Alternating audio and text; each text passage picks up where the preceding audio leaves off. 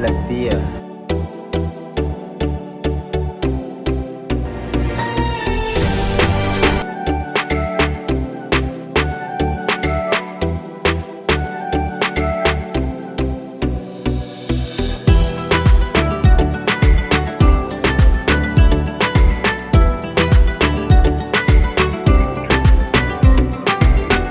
पता नहीं क्यों।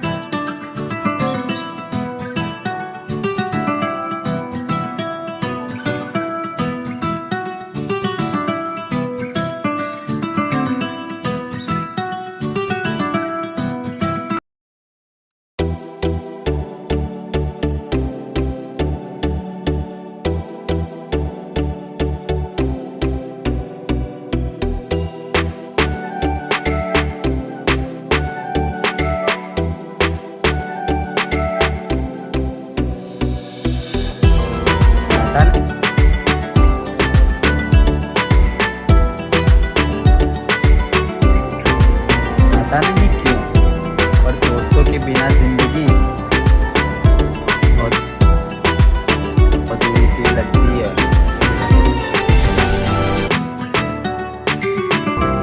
पता नहीं क्यों, और दोस्तों के बिना जिंदगी अधूरी सी लगती है।